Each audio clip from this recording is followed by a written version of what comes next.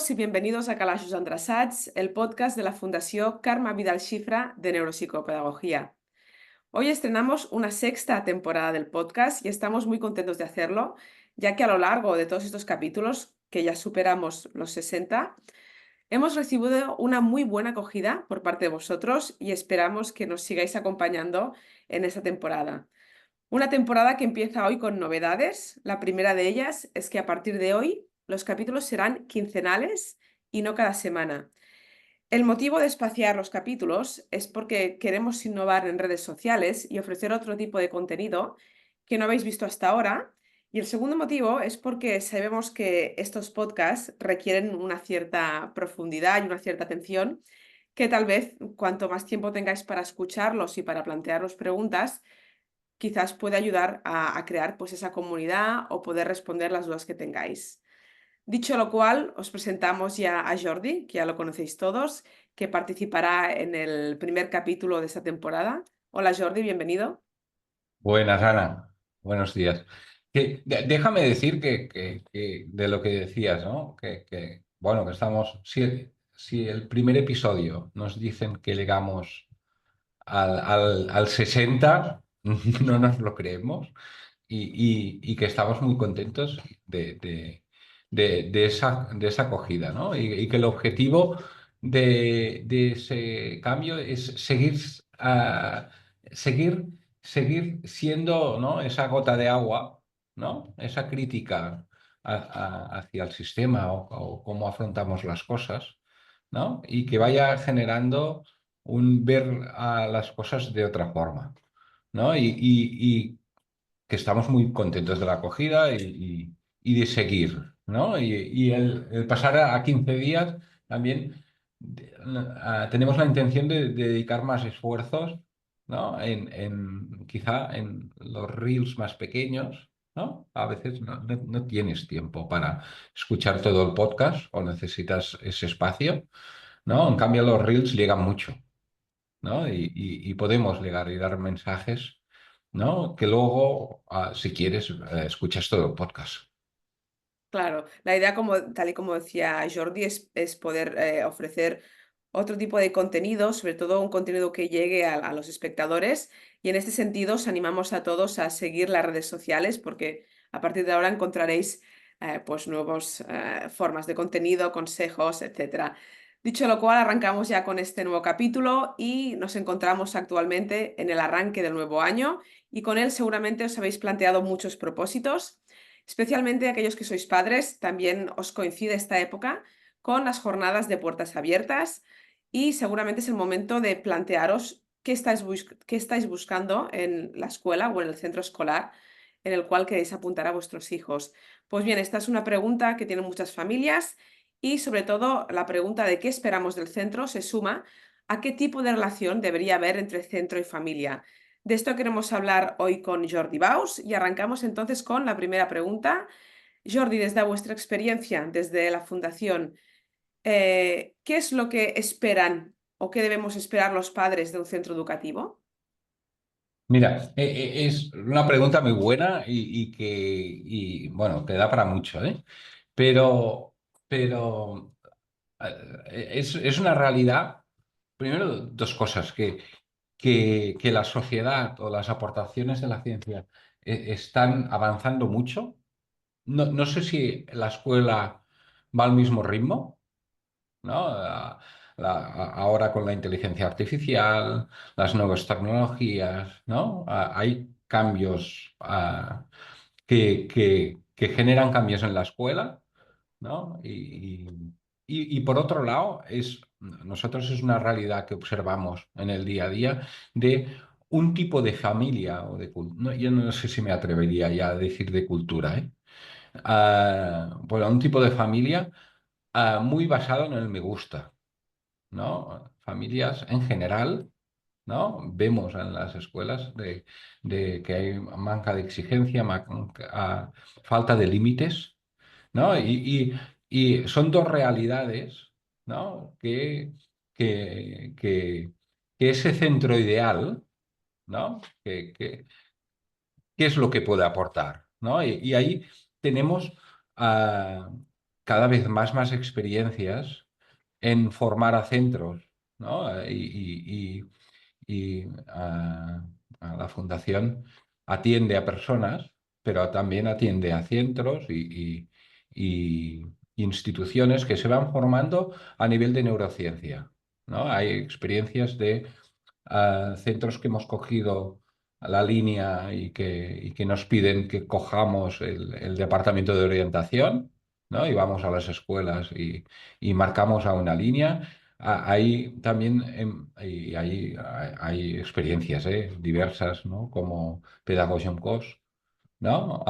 Una escuela de San Boi, o diferentes escuelas, igual que eso también nos piden formación, ¿no? Vale, ¿qué tipo Formación en de formación? neurociencia, a proyectos como el de Guggen, ¿Mm?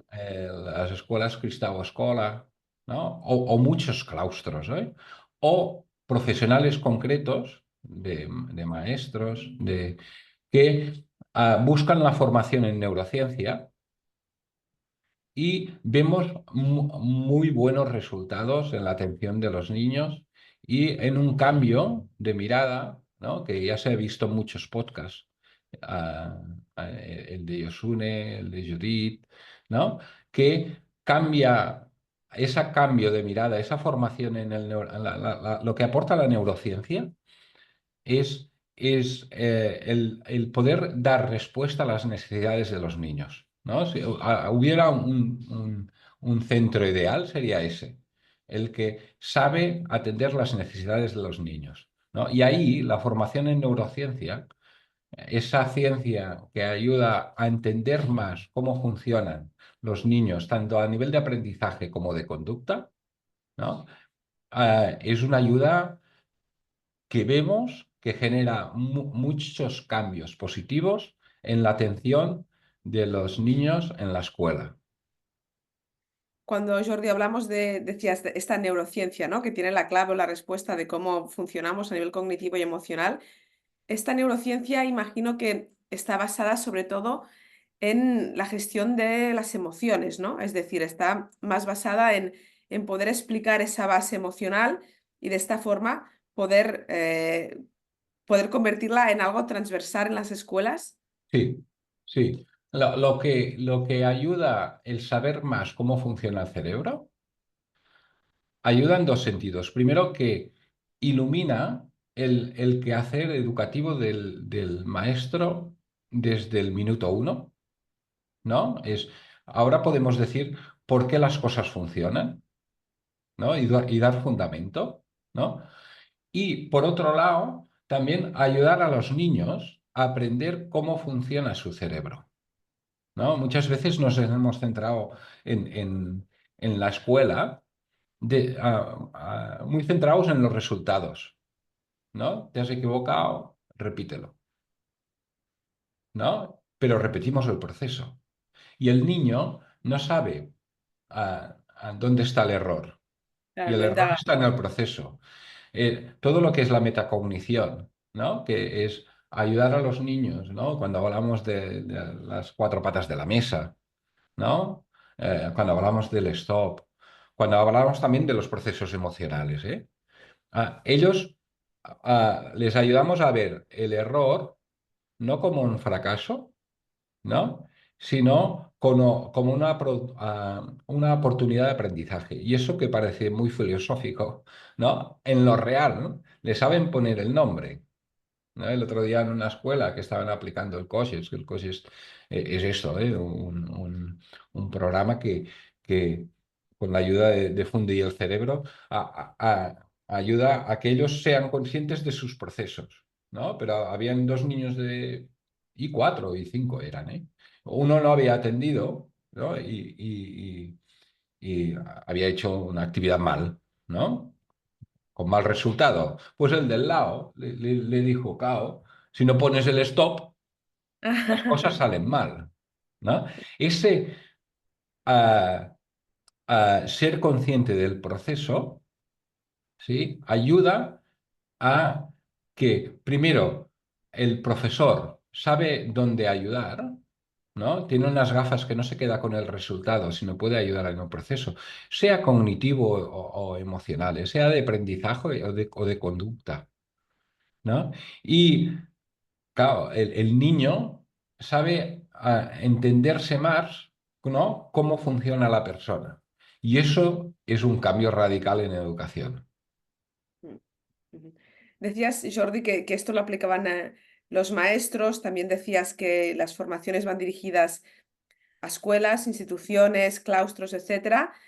Vemos que una de las figuras más importantes de la escuela es el tutor, es aquella persona pues, que pasa más horas con los alumnos y que seguramente los conoce más a fondo, ¿no? Por así decirlo. ¿Cómo debería ser ese perfil de tutor idealmente? ¿O qué Sí, competencias debería tener? sí, sí. En esas experiencias de formaciones, como lo que decíamos, las escuelas Cristau, por ejemplo, que lo han cogido, lo van cogiendo, están formando todos los profesores, todo a los departamentos de orientación en esa línea, ¿no? Y luego estas experiencias y otras, claustros enteros que se van formando en neurociencia. Mira, cuando ves la diversidad de escuelas, ¿no? Y a veces, ahora cuando como que baja la natalidad, parece que los centros se tienen que vender, ¿no? Sobre todo los concertados. No, pero los públicos también, porque si no les sacan líneas, ¿no? Pero ves que los centros hacen marketing de somos bilingües, tenemos el programa este, tenemos el proyecto, ¿no? Nosotros tenemos el programa Aleta, ¿no? De educación emocional, ¿no? Los centros parece que venden, ¿no? Lo que hacen. Y nosotros estamos convencidos, el gran recurso de la escuela es el maestro, es el tutor, es el factor humano, ¿no? Si vamos a nuestra experiencia, ¿no? ¿Qué nos ha quedado de la escuela? Si decimos un profesor, no es el que sabía transmitir más, el más bueno en matemáticas o en química, ¿no? Es el que dejó huella en nosotros, ¿no? Yo se quedó en mí. Yo siempre me viene a la cabeza. Yo hacía sexto, dejadme que eso es personal, pero es así, ¿eh? Yo hacía sexto de primaria y unas vacaciones, el tutor, mi tutor, ¿no? Xavier, ¿no? Me mandó la carta. Él estaba de vacaciones. Luego me enteré que lo hizo a todos, ¿eh? Pero yo, ostras, hay una carta para ti, ¿no? Y era mi Sí, tutor y sí. me hizo un dibujo. Eso, y no solo fue eso, ¿eh? Era el día a día, era el buenos días. El máximo recurso es el humano y la neurociencia, ¿no? Nos ayuda a entender por qué eso es tan importante, ¿no? Y luego creo que hay un cambio de paradigma, que la escuela irá hacia aquí, hacia ahí, y con las experiencias que tenemos, lo vemos, que cuando ese cambio de mirada, ¿no? Esas gafas de poder entender por qué hacemos lo que hacemos, ¿no? Y cómo funciona el cerebro y cómo funcionan las personas, ¿no? Ayuda a hacer un cambio de paradigma, ¿no? Había un tutor quizá tradicional o profesor tradicional que lo que hacía es transmitía conocimiento, ¿no? Y transmitía información a la familia. Tu hijo está suspendido tres, tu hijo va bien, ¿no? Pero era transmitir, ¿no? El cambio de paradigma vamos hacia un tutor orientador. Es un tutor que tiene conocimiento de qué es lo que le está pasando al niño, ¿no? Cuando hablo de orientación me viene a la mente un profesor de la Universidad de Girona, que fue también uno de los primeros impulsadores de la fundación, ¿no? Que era Ramón Casadevall, que nos dejó el año pasado, ¿no? Falleció el año pasado, me parece. Pero me acuerdo que Ramón decía que orientar es ayudar a la persona a ponerse en camino de la solución, ¿no? Y ahí la neurociencia nos da el mapa, ¿no? unas dificultades emocionales, unas dificultades de aprendizaje, ¿no? El saber cómo funciona el cerebro, podemos ver dónde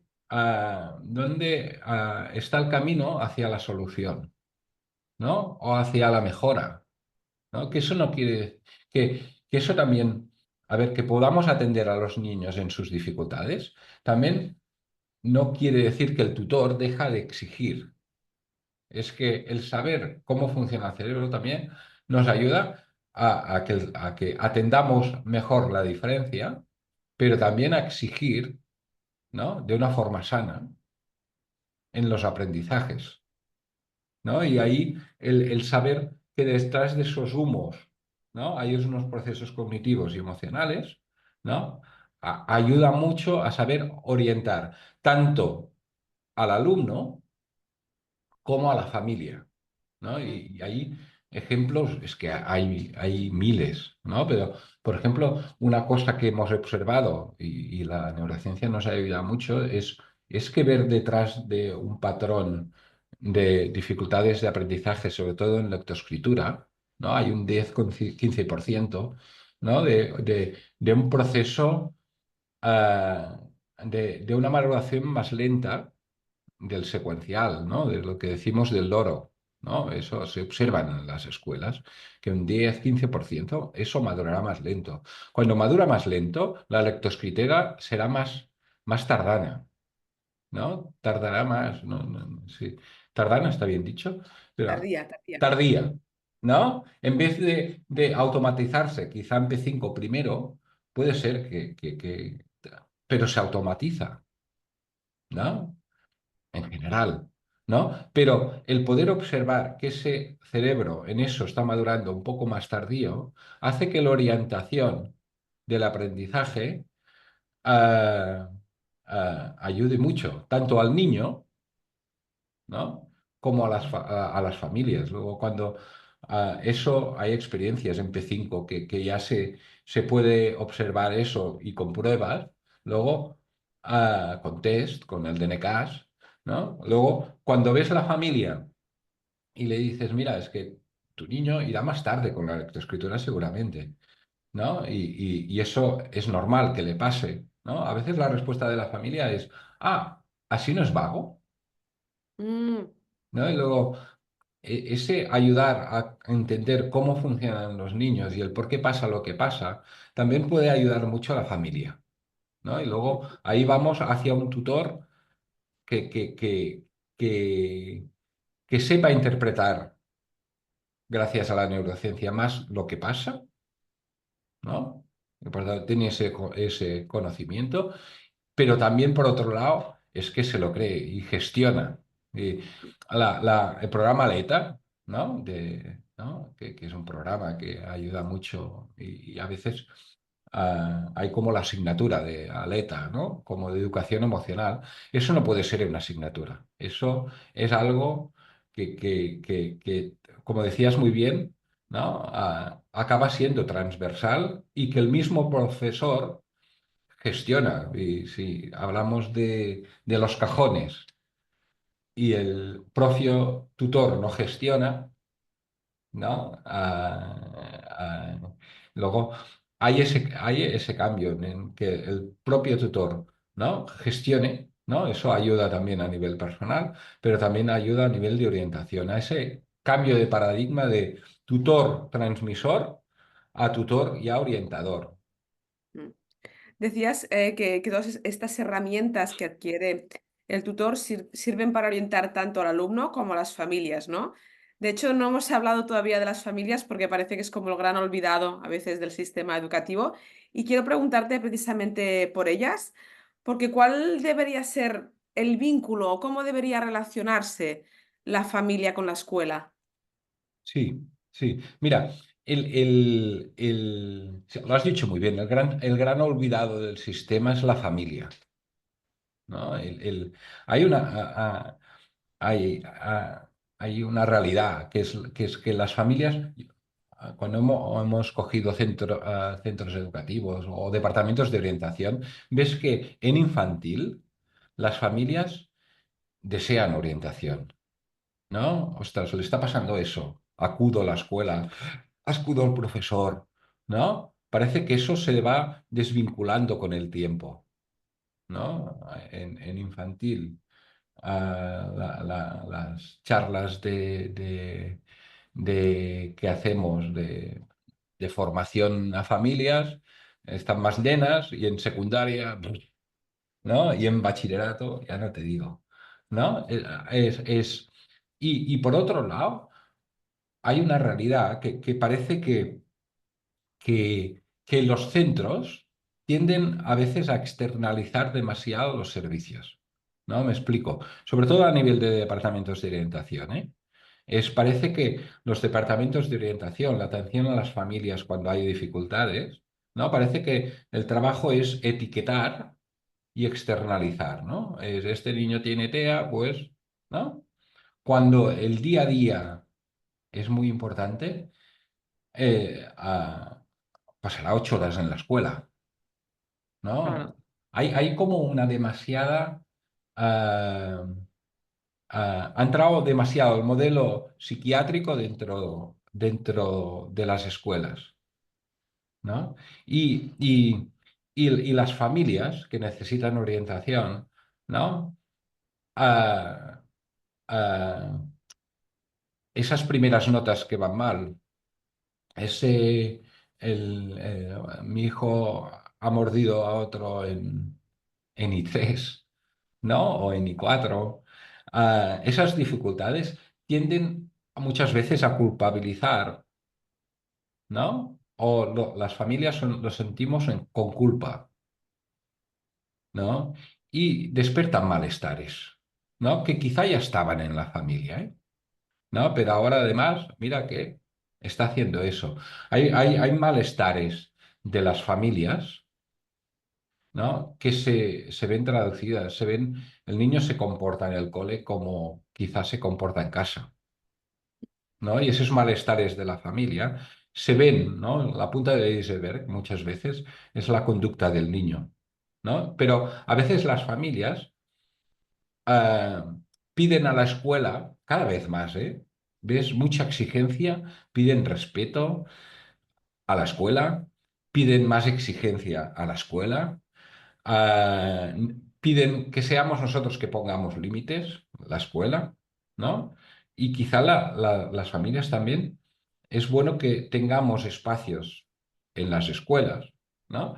Para revisar también cómo exigimos en casa, ¿no? Cómo nos relacionamos, si es con respeto o no, con los niños. ¿No? Y, y la idea del podcast, ¿eh? Es que, mira, esa orientación que hablaba Ramón Casadevall, ¿no? Es el barco, ¿no? Estamos todos en un mismo barco, ¿no? La escuela puede ayudar mucho a la familia si la familia busca orientación en la escuela, pero si ese barco tiene una dirección. ¿No? Y ahí todo lo que es la formación en neurociencia, ese cambio de mirada, ¿no? Que a veces ha salido en algunos podcasts, nos ayuda mucho. Y tendremos que externalizar menos, ¿no? claro. Parece que el modelo médico o el psicológico, ¿no? Es nosotros detectamos en fuera, hacen un tratamiento y nos dicen a nosotros lo que tenemos que hacer a veces en la escuela. Pero quien conoce más ese Toti de sexto es Xavi, el tutore. Y quien más incidencia, casi a nivel de horas, está más mi tutor, ¿no? Que casi mis padres, al menos entre semana, Es verdad. Sí, sí. ¿no? Luego, el gran recurso es el humano. Mm, ujú. Para terminar esta pregunta, Jordi, un poco y para dar respuesta sobre todo al título, ¿no? del podcast, en resumen, podríamos decir que la trayectoria sería que los tutores se formasen en esa educación emocional basada en la neurociencia para después poder transmitir ese conocimiento también a los padres y así poder ir todos a una para poder remar a favor del bienestar del niño. Es decir, ¿sería ese el camino a seguir? Sí, sí, sí. Mira, esa formación, por ejemplo, de algo tan sencillo y tan complicado, ¿no? Decimos, se tiene que poner límites, pero ¿sabemos poner límites? Y, y luego dices, ya le pongo límites. Luego dices, pero ¿cómo lo haces? Y ves que esos límites son chantajes, que esos límites son gritos, esos límites a veces es falta de respeto, ¿no? Tanto la escuela como la familia, ¿eh? Y luego que nos formemos en algo tan importante. ¿Y cuál es la base de eso, eh? Cuando entiendes el por qué funciona lo que funciona, y por eso es tan importante poner límites, pero saber poner límites, eso no es tan fácil. Lo Claro. digo como padre y lo digo como profesional, ¿no? Lo ves en la escuela, eso cuesta. Cuando hacemos reflexión sobre eso, el, y la base, ¿no? Las mochilas, ¿no? El vaso que está lleno. ¿No? Cuando estas imágenes van entrando, ves que las familias lo utilizan. Y, y hay muchas experiencias, pues, sobre todo en infantil, pero también en secundaria, ¿eh? En secundaria, los juegos ya son como los Estados Unidos, ¿eh? Ya no son juegos pequeños. Y ahí encontrar un tutor o un departamento de orientación o una dirección, que sabe entender, pero dar recursos a la familia, ¿no? Y ese tipo de comunicación, ¿no? ¿no? Eso, lo de las mochilas, ese tipo de lenguaje, ves que las familias lo van incorporando, ¿no? Ujú. Me acuerdo bueno, es que hay muchas experiencias, pero a veces los mismos padres te dicen, pero eso del stop, ¿no? O los mismos padres, el otro día un padre me decía, lo de la linterna lo hacemos servir en casa. Mm. O sea, Buah, va calando, lo pero a que, lo veces... que me ha servido a mí la linterna. Mm. Pero en este caso, Jordi, que estos ejemplos que estás explicando, vemos que aquí el transmisor es el niño, ¿no? Es decir, son herramientas que los tutores explican en clase y luego los niños lo transmiten a casa. O sea, que ya no son los padres, los propios niños Sí, y marcan luego ese... ahí el tutor, buah, es que tiene una herramienta para, para ayudar también a la familia, ¿no? A que vaya en la misma dirección, ¿no? Ahí, bueno, es que es muy gráfico, ¿no? Lo de barcos, si uno rema para un sitio y la otra rema hasta el otro, eso da vueltas, ¿eh? Los remos tienen que ir en la misma dirección, ¿no? Pero esos remos, ¿no? Si sabemos el cómo funcionan ellos, ¿no? Y le podemos poner nombre, ¿no? Eso va generando cambio. Y cambio de mirada y cambio en cómo hacer, ¿no? Y podernos creer que es así. ¿Sí? Seguro que habrá excepciones, pero será 1% quien se pone de profesores para ayudar a los niños. Y quien monta una escuela es para ayudar a los niños y a las familias. Y, Sí, y si tú llevas a un niño a la escuela es porque confías en la escuela. mm, Y, pues ¿no? Pero sí que es verdad que las experiencias que vemos, ¿no? Que, que es importante que en las escuelas hay en espacios de comunicación entre familia y tutor. ujú. Queda claro entonces, Jordi, ese triángulo, ¿no? Ese profesor, alumnos, padres.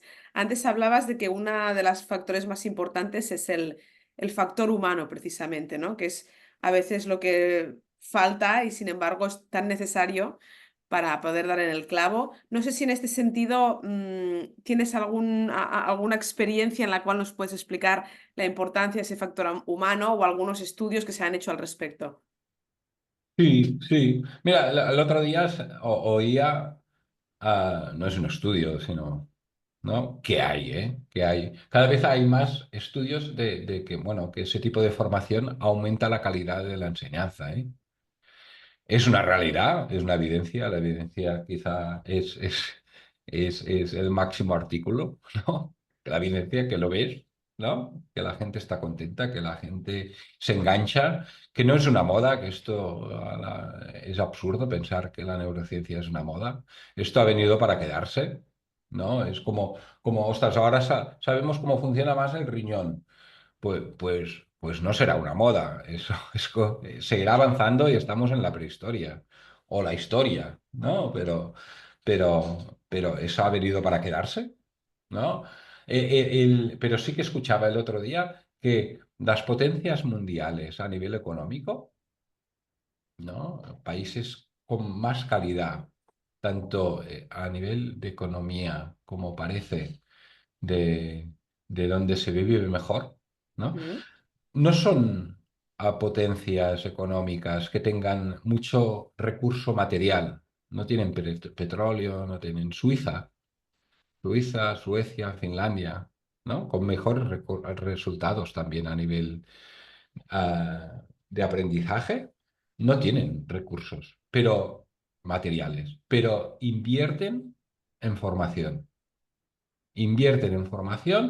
y invierten también en investigación. El gran recurso es el humano, ¿no? Y eso se ha perdido el siglo pasado, cuando el tutor te llamaba, el tutor te llama. Y el tutor tenía un prestigio, que Una autoridad. sí, pero más que autoridad, es prestigio. Es que el tutor nos ha dicho eso, y eso iba a misa en la familia, ¿eh? ¿No? Y ese desprestigio que quizá con el tiempo, no sé por qué, ¿no? Pero se ha dado, nos ha calado como... Parece que la escuela no sea importante o no nos creemos lo importante que somos. Luego, ahí yo creo que nos falta autoestima. Quien conocía más en sexto a Toti, a mí, era Xavi. Y quien podía ayudarme era Xavi. Y eso es importante que nos recuperemos esa autoestima, Y que ¿no? nos lo creamos, ¿no? Quien más puede ayudar a los niños y a las familias es la escuela. Y ahí a veces nos falta autoestima. Parece que tenemos que pedir permiso para llamar a las familias. Y no. Ahí tenemos nosotros el timón de esa barca, ¿eh? Mm. Y Sí, intentaremos remar juntos, pero el timón está del maestro, está de la escuela. Y a veces parece que tenemos que ir con cuidado, mm, ¿no? Y creernos, ¿no? Nuestro poder. sí. Y las familias también que den ese voto de confianza que, como tú decías, parece que se ha ido perdiendo en el sistema educativo, sino que ya no solo que los colegios o las escuelas se crean que ellos son los especialistas en ello, sino que las familias también confíen, ¿no? Por tanto, es como un binomio, por llamarlo así, por las dos partes. Y ves que la formación ayuda mucho a eso. El saber más el por qué y el cómo aprendemos y todo esto que va saliendo en el podcast, ¿eh? Pero que es la neurociencia, ayuda mucho a tener claro ese timón de la barca. Mm, ujú. Bueno, Jordi, yo creo que hemos dado una buena reflexión, sobre todo en la época que nos ocupa ahora mismo, que es esta parte, ¿no? De tener que valorar el centro educativo, las escuelas, cómo queremos relacionarnos con ellas, qué esperamos de un tutor, ¿no? Creo que hemos dado suficientes pistas para que las personas que nos escuchen tengan un poco esa brújula que tú comentabas antes. Así que os dejamos este capítulo y también si tenéis cualquier duda sabéis que nos la podréis transmitir a través de los comentarios. Si os ha gustado, como siempre, os agradecemos que nos deis un like y también compartáis el contenido con quien creáis que puede resultarle interesante. Y por último, recordaros, como os he dicho al principio, que el próximo capítulo será de aquí 2 semanas. Estad muy atentos a las redes, que intentaremos facilitaros contenido o tips que puedan ser de vuestro interés. Así que Jordi, gracias como siempre por tu participación. A ti, Ana. Y a todos vosotros, acordaros, de aquí 2 semanas nos volvemos a ver en un nuevo capítulo de Calajos Andrasats. Hasta la próxima.